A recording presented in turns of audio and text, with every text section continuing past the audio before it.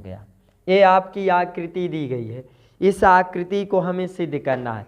तो ध्यान दीजिए, आप प्रूफ में लिखिएगा, उत्पत्ति में लिखिएगा, प्रूफ में, प्रूफ का मतलब होता है उत्पत्ति में लिखिएगा। आप क्या लिखिएगा, इस प्रकार के सवालों को सिद्ध करने के लिए सर्वप्रथम जो दिया है उनको आप हेडिंग डाल करके लिख लीजिए, जो जो दिया है उसको लिखिए, फिर जो सिद्ध करना है आप उनको लिखिए। फिर प्रूफ में हम क्या करते हैं, जो दिया है उनकी सहायता से हम मान निकालते हैं। तो पहला आपका बिंदु क्या दिया है आपका जो डी है वह किसके समांतर है, AC भुजा के समांतर है। तो हम ऐसे त्रिभुज को पकड़ेंगे जिसमें डी समांतर क्या मिले, AC मिले। हमें ऐसे त्रिभुज को पकड़ना है जिस त्रिभुज में डी के समांतर क्या दिखे, EC। तो पहले डी खोजिए, तो डी देखिए आपका यहाँ मिला, डी आपका ए भुजा है और डी समांतर क्या लाना है, AC। तो डी वाली का मतलब ए भुजा है आपकी और AC का मतलब आपकी ये भुजा। तो ये किस त्रिभुज में जा रहा है, ये पूरे बड़े वाले त्रिभुज में आ रहा है। यदि मैं इन दोनों भुजाओं को देखूं तो किस त्रिभुज में आ रहा है, ABC। तो सर्वप्रथम ABC त्रिभुज को आप अलग कर लीजिए। जैसे आप त्रिभुज ABC अलग करेंगे तो इस प्रकार का आपका कुछ ऐसे चित्र बनेगा। मैंने क्या किया, त्रिभुज ABC को जब मैंने अलग किया और यहाँ पर क्या समांतर है, DE है। देखो सवाल में दिया है DE समांतर EC। अब इसी आकृति को आप क्या करिए, इसको अलग बनाने के बाद आप इस आकृति को ऐसे घुमा दीजिए। कहने का मतलब ये है, जो हमारा दिया है हमें इन भुजाओं को ढूंढना है कि ये जो दी गई भुजाएं हैं वह किस त्रिभुज में आ रही, और वह दोनों भुजाएं जिस त्रिभुज में आएंगी उन आकृति को अलग कर लेना है। और अलग करने के बाद आप ऐसे घड़ी की दिशा में घुमा दीजिए। जब मैं घड़ी की दिशा में घुमाऊंगा तो कुछ इस प्रकार आपका ये चित्र बनेगा। ए बिंदु आपका कहाँ जाएगा, ऊपर। सी बिंदु कहाँ आएगा, बाएं तरफ। बी, यहाँ देखो बी बिंदु कहाँ जाएगा आपका, ऊपर जाएगा, क्योंकि मैं इसको घड़ी की दिशा में घुमा रहा। तो बी बिंदु ऊपर गया, सी बिंदु बाएं आया और ए बिंदु कहाँ जाएगा, दाएं। और यहाँ पर जब घुमाएंगे ई बिंदु यहाँ आ गया और डी बिंदु यहाँ आ गया। तो अब ध्यान दीजिए, थेल्स का प्रमेय आप लोगों ने पढ़ा और प्रूफ भी किया है कि यदि किसी त्रिभुज में एक भुजा के समांतर दूसरी रेखा खींची गई होती है तो इनकी समानुपातिक भुजाएं आपस में क्या होती हैं, बराबर होती हैं। समानुपातिक भुजाओं का मतलब ये होता है कि इनकी छोटी छोटी भुजाओं का अनुपात, अर्थात BE के बटे में क्या लिख सकता हूँ, EC, और BD के बटे में क्या लिख सकता हूँ, AD। तो आप लिख दीजिए, लिखिएगा उस आकृति से, BE बटे EC बराबर क्या हो जाएगा आपका, BD बटे DA हो गया है आपका। मैंने इसको कहाँ से लिखा, थेल्स प्रमेय से लिखा। थेल्स का प्रमेय तभी लगेगा जब किसी त्रिभुज में एक भुजा के समांतर दूसरी भुजा खींची गई होगी, तब थेल्स का प्रमेय लिखेगा। इसको लिख दीजिए, थेल्स प्रमेय से हमारा प्रमाण हो गया। अब इसको डैश डैश कर दीजिए समीकरण नंबर 1। फिर दूसरे वाले से आप लिखिएगा तथा क्या है आपका, दूसरी किसके समांतर दिया है, DF है समांतर AE। DF समांतर आपका क्या दिया गया है, AE। तो मैंने कहा जो भुजाएं आपकी समांतर दी गई हैं, अब हम उन भुजाओं को ढूंढेंगे कि वे दोनों भुजाएं किस त्रिभुज में आ रही हैं। तो ध्यान दीजिए, ढूंढिए आप। हमें क्या निकालना है, DF भुजा लेना है। क्या लेना है, DF। तो DF देखो कहाँ है आपका, यहाँ आ गया DF। और DF के बाद क्या निकालना है, AC। तो DF के बाद मैंने गया क्या, AC आया। AC का मतलब यहाँ। तो ध्यान दीजिए, जब मैं DF भुजा को लिया और किस भुजा को, AE का मतलब यहाँ हो गया। AC लेते तो बड़ा वाला, लेकिन AE लिखा गया है तो इस कारण मैं क्या यहाँ लूँगा, AE। तो देखो AE तक ही बड़ा हुआ है, उसके बाद नहीं हुआ है, क्योंकि AE के बाद कोई रेखा दिया ही नहीं गया। तो AE और डी एफ किस त्रिभुज में आ गया? त्रिभुज ए बी ई में आ गया। तो हम सर्वप्रथम इस छोटे वाले त्रिभुज को क्या करेंगे, ऐसे अलग कर लिया मैंने इस छोटे वाले त्रिभुज को। ए ई है आपका, ये आपका ए ई है और ये आपका क्या है? डी एफ है। तो यहाँ पर डी लिख दीजिए, यहाँ पर एफ लिख दीजिए और यहाँ पर बिंदु क्या है? बी।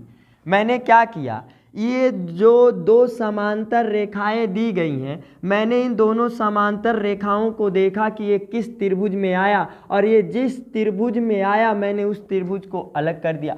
अब इस त्रिभुज को घड़ी की विपरीत दिशा में आप क्या करिए, घड़ी की दिशा में घुमाइए, विपरीत दिशा में नहीं, घड़ी की दिशा में घुमा दीजिए। तो जब मैं घड़ी की दिशा में घुमाऊंगा तो चित्र आपका कुछ इस प्रकार होगा। बी बिंदु कहाँ जाएगा? ऊपर।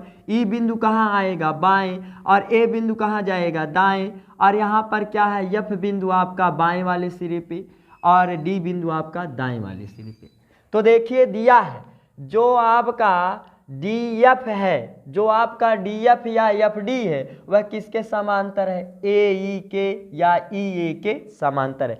तो मैंने कहा यदि किसी त्रिभुज में एक भुजा के समांतर दूसरी भुजा खींची गई हो तो इनकी छोटी छोटी भुजाओं का जो अनुपात होता है वह आपस में क्या होगा? बराबर होगा। अर्थात मैं बी एफ के बटे में क्या लिखूंगा? एफ ई, और मैं बी डी के बटे में क्या लिखूंगा? डी ए लिखूंगा। तो लिख दीजिए आप सवाल में, तो लिखिएगा इसलिए बी एफ बटे एफ ई बराबर मैं क्या लिखूंगा? बी डी बटे डी ए मैंने लिख दिया। ए मैंने कहाँ से लिखा? थेल्स प्रमेय से आप प्रमाण को सामने ऐसे लिख दीजिए। ये मैंने कहाँ से लिखा? थेल्स प्रमेय से लिखा। अब इसको डैश डैश करके बना दीजिए समीकरण नंबर 2। अब समीकरण 2 और 1 को ध्यान पूर्वक देखिए। जो समीकरण 1 है और जो 2 है इसके राइट हैंड साइड आपस में क्या होते हैं? आपस में क्या दिए गए हैं? बराबर दिए गए।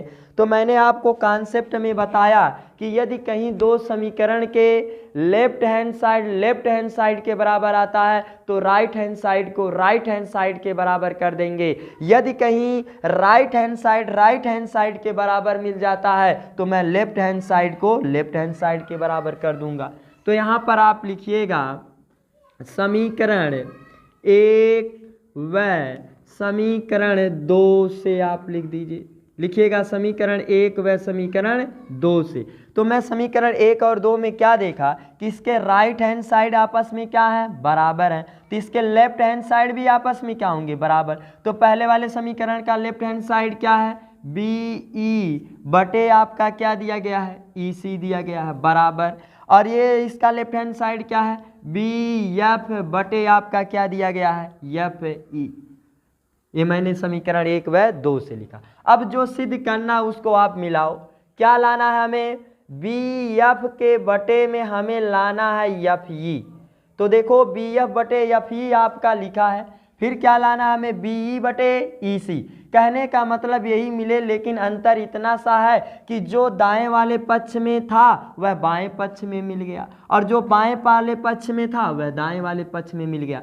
तो यदि मैं आप लोगों से ये पूछूं कि बी एफ बटे एफ ई किसके बराबर है तो बताएंगे बी ई बटे ई सी के बराबर है। तो इनको आप या करके ऐसे भी लिख सकते हैं बी एफ बटे एफ ई बराबर क्या मैं लिख सकता हूँ?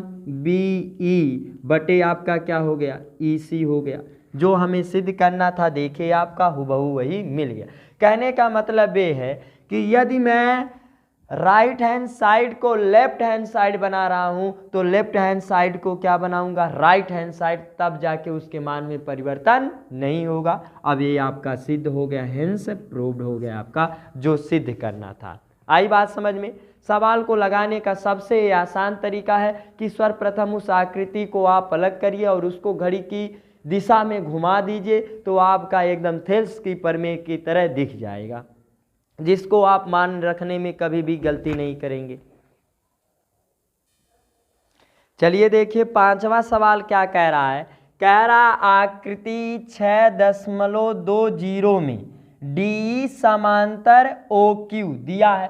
तो मैंने कहा मैं सर्वप्रथम कथन को पढ़ूंगा और जो दिया है उनको मैं सर्वप्रथम क्या कर लूँगा, लिख लूँगा। तो लिखिएगा दिया है कि, अब जो दिया है उसको लिख लो। जो आपकी ये डी है ये किसके समांतर है, आपका ओ क्यू के समांतर है। फिर क्या दिया है आपका, दिया है डी एफ समांतर ओ आर दिया गया है। फिर क्या दिया है, कह रहा है सिद्ध कीजिए, दर्शाइए का मतलब क्या होता है, सिद्ध कीजिए। तो यहाँ पर लिखना सिद्ध करना है कि, सिद्ध करना है कि, क्या सिद्ध करना है, ई एफ समांतर क्यू आर, ये हमें सिद्ध करना है। अब हमें किस आकृति को देखना है, आकृति 6.20 को हमें देखना है। तो आकृति 6.20 को आप सर्वप्रथम बना लीजिए और बनाने के बाद मैंने जो आपको कॉन्सेप्ट में बताया है उस कॉन्सेप्ट के अनुसार आप लगाते हुए चले जाइए, कभी भी आपका गलत हो ही नहीं सकता है। तो ये आपका त्रिभुज पी क्यू आर दिया गया है। फिर उसके बाद आपका क्या यहाँ पर बिंदु दिया है ओ, और यहाँ पर आपका ऐसे बना है, यहाँ से आपका कुछ इस प्रकार का चित्र बन गया है ऐसे। यहाँ पर इस बिंदु का नाम है, ऊपर वाले बिंदु का नाम है, ऊपर वाले बिंदु का नाम है, इस वाले बिंदु का नाम डी है और इस वाले बिंदु का नाम ई है और इस वाले बिंदु का नाम यप है। ये आपका दिया है चित्र में। तो ध्यान दो, हमें आकृति 6.20 में कहा और ये सिद्ध करने के लिए आपका कह रहा है, क्या सिद्ध करना है, ई एफ समांतर क्यू आर। तो मैंने आप लोगों को बताया था कि यदि कहीं भुजाएं समानुपातिक आ जाती हैं तो मैं कह सकता हूं कि दोनों रेखाएं एक दूसरे के क्या होंगी, समांतर होंगी। कहने का मतलब यदि समांतर है तो भुजाएं समानुपातिक होंगी, यदि भुजाएं समानुपातिक है तो रेखाएं क्या होंगी, समांतर। कहने का मतलब मैं एक बार सीधा चल सकता हूं तो दूसरी बार मैं उल्टा भी वापस आ सकता हूं। तो अब आप प्रूफ में लिखिएगा। प्रूफ में मैंने आपको लगाने का तरीका ये बताया कि जो दिया है उनको आप सर्वप्रथम लिखिए और लिखने के बाद उनको खोजिए कि वह किस त्रिभुज में आ रहा है। तो दिया है डी समांतर ओ क्यू दिया है। अब डी भुजा और ओ क्यू भुजा मैं खोजूंगा कि सर्वप्रथम ये किस त्रिभुज में आ रहा है। तो डी का मतलब आपका ए वाला भुजा हो गया। फिर क्या कहा आपका ओ क्यू का मतलब ए वाला। कहने का मतलब मैंने इन दोनों भुजाओं को देखा तो ओ क्यू और डी ये पूरे किस त्रिभुज में आ गया, पी क्यू ओ त्रिभुज में आ गया। तो मैंने कहा जिस त्रिभुज में आएगा सर्वप्रथम उस त्रिभुज को आप क्या कर लीजिए, ऐसे तोड़ लीजिए और तोड़ने के बाद आप क्या करिए, जो ऐसे जैसे ये त्रिभुज बना है वैसे वैसे बिंदुओं को आप रखते हुए चले जाइए। अब यहाँ पर क्या लिखा है, यहाँ पर डी ई लिखा है और एक कथन में कह दिया है, कथन में क्या कहा है कि जो ये ओ क्यू है वह किसके समांतर है, डी ई के समांतर है। तो मैंने देखा कि ये दोनों भुजाएं जिस त्रिभुज में आई उस त्रिभुज को मैंने ऐसे अलग तोड़ लिया। इतनी बात समझ में आई। तो मैंने कहा यदि किसी त्रिभुज में एक भुजा के समांतर दूसरी भुजा खींची गई हो तो इनकी समानुपातिक भुजाएं आपस में क्या होंगी, बराबर। समानुपातिक भुजाएं का मतलब ये हो गया कि इनकी छोटी छोटी रेखा खंडों का अनुपात। तो जैसे मैंने पी क्यू पे बिंदु लिया ई तो ये दो रेखाखंड में बट गया, एक पी रेखाखंड में बट गया और एक ई क्यू। तो इनकी छोटी छोटी रेखाखंडों का अनुपात आपस में क्या होता है, बराबर। तो मैं क्या लिख सकता हूँ, पी बटे ई क्यू। तो लिखिएगा आप लोग सर्वप्रथम, इसलिए पी ई बटे ई क्यू बराबर क्या मैं लिख सकता हूँ, पी डी बटे क्या मैं लिख दूं, डी ओ मैंने लिख दिया, यहाँ पर मैंने डी ओ लिख दिया। अब इसको आप ए पी डी है और ये आपका डी ओ है। अब ये मैंने कहाँ से लिखा, किस नियम से मैंने लिखा, थेल्स प्रमेय से मैंने लिखा। तो यहाँ पर प्रमाण में लिख दीजिए थेल्स प्रमेय से, ये मैंने थेल्स प्रमेय से लिख दिया। अब इसको डैश डैश कर दीजिए समीकरण नंबर 1। फिर दूसरा क्या है आपका दिया उसको आप लिख लीजिए। तो लिखिएगा तथा डी एफ समांतर ओ आर। अब देखो डी एफ भुजा और ओ आर भुजा किस त्रिभुज में आया। तो देखो डी एफ भुजा आपकी ये आ गई और ओ आर भुजा ए आ गई। मतलब इस तरफ वाला दाएं तरफ वाला कौन सा त्रिभुज आपका बन रहा है, त्रिभुज ये दोनों किस त्रिभुज, ये दोनों भुजाएं किस त्रिभुज में आई, त्रिभुज ओ आर पी में या पी ओ आर में। तो सर्वप्रथम आप इस त्रिभुज को क्या कर लीजिए, अलग कर लीजिए। तो इन दोनों त्रिभुजों को मैंने क्या किया, बारी बारी से ऐसे अलग कर दिया। अब जो दिया है उनका नाम रखो P, और इस बिंदु का नाम क्या है O, इस बिंदु का नाम क्या है आपका R है। अब यहाँ पर दिया है OR समांतर आपका क्या दिया है, DF दिया गया है। तो मैंने यहाँ पर DF रख दिया। चलिए अब लिखिए, मैंने कहा यदि किसी भुजा के समांतर रेखा खींची गई हो, ऐसा नहीं है कि मतलब ये आपको दिखाई दे रहा है कि ये कैसे समांतर हो सकता है क्योंकि यहाँ कम दूरी यहाँ ज़्यादा दूरी, मतलब ये चित्र को मैंने तोड़ा है और ये एक्चुअली क्या होंगे, बराबर ही होंगे क्योंकि समांतर नियम का आपने लोगों ने पढ़ा है। ऐसी दो रेखाएं जिनके बीच की दूरी प्रत्येक जगह क्या हो, समान हो, उन्हीं को क्या बोला जाता है, समांतर रेखा बोला जाता है। तो मैंने ये समझाने के लिए चित्र को अलग किया इस प्रकार का। तो इनकी देखो इस DF के समांतर क्या दिया है, OR दिया गया। तो इनकी छोटी छोटी भुजाओं का अनुपात आपस में क्या होगा, बराबर। तो मैं क्या लिख सकता हूँ, PD बटे DO। मैंने क्या लिखा, PD बटे DO। तो यहाँ पर आप लिख सकते हैं PD बटे DO बराबर, आप PD के बटे में DO लिखा और PF बटे क्या हो जाएगा, FR। तो लिख दीजिए आप PF बटे FR हो गया है आपका। इतनी बात समझ में आई। मैंने उस वाले दूसरे वाले आकृति से लिखा। यदि मैं इसी को आपको ऐसे कहूं कि PD बटे DO किसके बराबर है, कहेंगे PF बटे FR। यदि मैं इसी बात को अब दूसरी लैंग्वेज से पूछूं कि PF बटे FR किसके बराबर है, तो आप बताएंगे कि PF बटे FR का मान जो है वह किसके बराबर है, PD बटे DO के बराबर है। तो इसका मतलब मैं इसको या करके ऐसे भी लिख सकता हूँ PF बटे FR बराबर PD बटे DO। अब सबसे महत्वपूर्ण सवाल ये उठता है कि सर आप कैसे जान जाते हैं कि इसको लिखा जाएगा पहले कि नहीं लिखा जाएगा।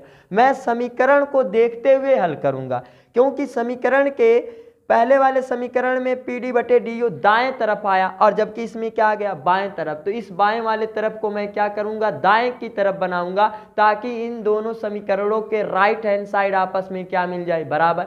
यदि किसी समीकरण के राइट हैंड साइड आपस में बराबर हैं तो लेफ्ट हैंड साइड के क्या होगा, बराबर होगा। तो देखो अब इसको आप डैश डैश करके कर दीजिए समीकरण नंबर 2। और ये भी आपने कहाँ से लिखा, थेल्स प्रमेय से आपने लिखा। ये प्रमाण हो गया है आपका, थेल्स प्रमेय से आपने लिखा है। चलिए अब यहाँ पर ध्यान दीजिए, अब समीकरण 1 और 2 को ध्यान दीजिए। इसके राइट हैंड साइड आपस में क्या मिल गए, बराबर।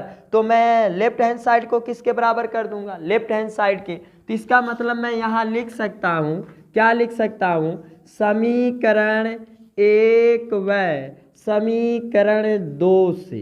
तो यहाँ पर लिखिएगा समीकरण 1 व समीकरण 2 से। इसके राइट हैंड साइड आपस में बराबर, तो लेफ्ट हैंड साइड के बराबर। तो समीकरण 1 का लेफ्ट हैंड साइड आपका क्या मिला, PE बटे आपका क्या है, EQ बराबर। इसका लेफ्ट हैंड साइड क्या है, PF बटे आपका क्या हो गया, FR हो गया। अब मिलाओ, PE बटे EQ कहाँ आया, PE, ये देखो PE के बटे में EQ A भुजा दिया गया है। फिर PF का मतलब A वाला त्रिभुज और FR का मतलब A वाला भुजा है आपका। तो इस भुजा के अनुपात में A भुजा दी गई और इस भुजा के अनुपात में A भुजा, अर्थात आपका त्रिभुज इस प्रकार का आया। कैसा त्रिभुज आया, PQR और यहाँ पर आपका EF। इस देखो क्या मिला, PE बटे EQ, PF बटे FR। देखो ये सेम टू सेम इसी का अनुपात मिल गया कि नहीं। तो ये भुजाएं समानुपाती कब होती हैं? जब ये दोनों रेखाएं एक दूसरे के क्या होती हैं? समांतर होती हैं। तो यहाँ पर मैं लिख सकता हूँ अतः, क्योंकि समानुपातिक आ गई, अतः EF है समांतर QR। ये मैंने कहाँ से लिखा? थेल्स के विलोम से। ये मैंने क्या लिखा? थेल्स के विलोम से। थेल्स के विलोम से यही हमें सिद्ध भी करना था। देख लीजिए आपका क्या सिद्ध करना था? EF समांतर QR, EF समांतर QR आ गया।